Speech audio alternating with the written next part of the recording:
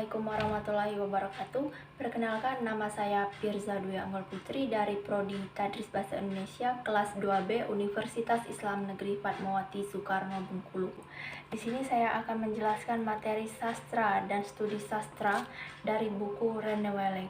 Baiklah, langsung saja saya akan menjelaskan apa itu sastra dan studi sastra. Untuk memahami apa itu sastra dan studi sastra, kita perlu memahami dulu apa yang sebenarnya yang dinamakan dengan teori sastra.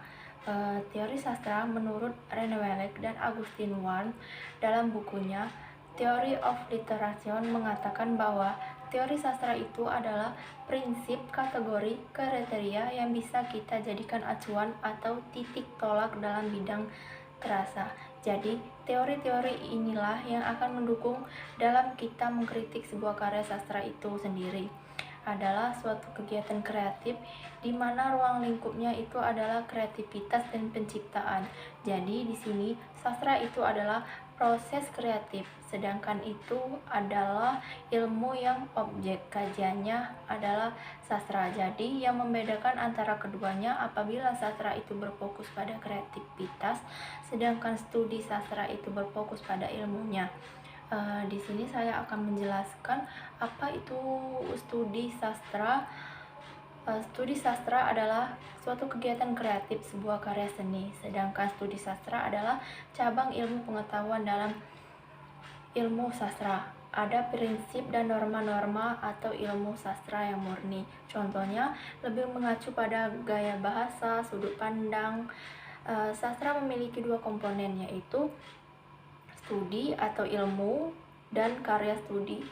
Ilmu ada tiga bagian, yaitu teori sejarah dan kritik. Kemudian ditelaah selanjutnya, pikiran selanjutnya menjadi imajinasi. Sedangkan karya menjadi tiga bagian, yaitu prosa, puisi, drama. Dan ada dua cabang dalam teori sastra, yaitu ilmu alam dan ilmu sejarah. Ilmu alam dianggap objektif dan ilmu alam tidak bisa menganalisis karya sastra. Ilmu alam bisa menganalisis sejumlah kata, sedangkan sejarah fakta baru berikut. Perbedaan ilmu sejarah dan ilmu alam, yaitu fakta yang berulang, umum, peristiwa, sebab sifatnya yaitu umum, sedangkan sejarah fakta yang sering berganti atau unik, peristiwa bermakna sifatnya khusus atau unik. Terdapat dua hal sastra Indonesia, yaitu ilmu dan karya. Ilmu sastra ada prinsip dan norma-norma atau ilmu sastra yang murni. Contohnya, lebih mengacu pada gaya bahasa, sudut pandang. Sastra memiliki dua komponen, yaitu studi atau ilmu dan karya studi. Ilmu ada tiga bagian, yaitu teori sejarah dan kritik. Kemudian ditelaah selanjutnya, pikiran selanjutnya menjadi imajinasi. Sedangkan karya menjadi tiga bagian, yaitu prosa, puisi, drama. Dan ada dua cabang dalam teori sastra, yaitu ilmu alam dan ilmu sejarah. Ilmu alam dianggap objektif dan ilmu alam tidak bisa menganalisis karya sastra. Ilmu alam bisa menganalisis sejumlah kata, sedangkan sejarah fakta baru berikut. Perbedaan ilmu sejarah dan ilmu alam, yaitu fakta yang berulang, umum, peristiwa, sebab sifatnya yaitu umum, sedangkan sejarah fakta yang sering berganti atau unik, peristiwa bermakna sifatnya khusus atau unik. Terdapat dua hal sastra Indonesia, yaitu ilmu dan karya. Ilmu terbagi menjadi tiga, yaitu teori sejarah, kritik, sedangkan karya terbagi menjadi tiga, yaitu prosa, puisi, drama. Contoh prosa adalah dongeng, sedangkan puisi adalah gurindam, pantun, dan rejung. Drama yaitu dialog. Adapun perbedaan antara keistimewaan ilmu sastra dan ilmu-ilmu lainnya.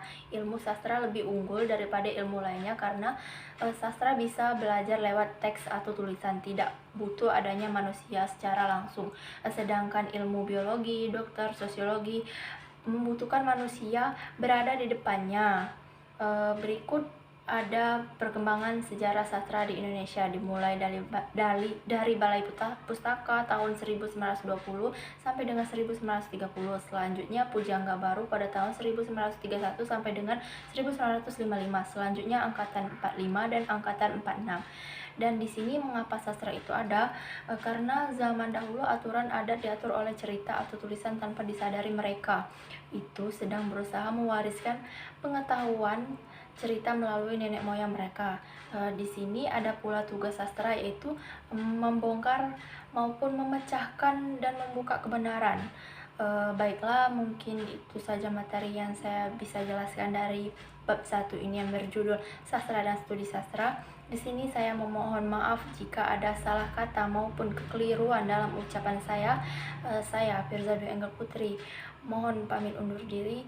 Saya akhiri. Wassalamualaikum warahmatullahi wabarakatuh.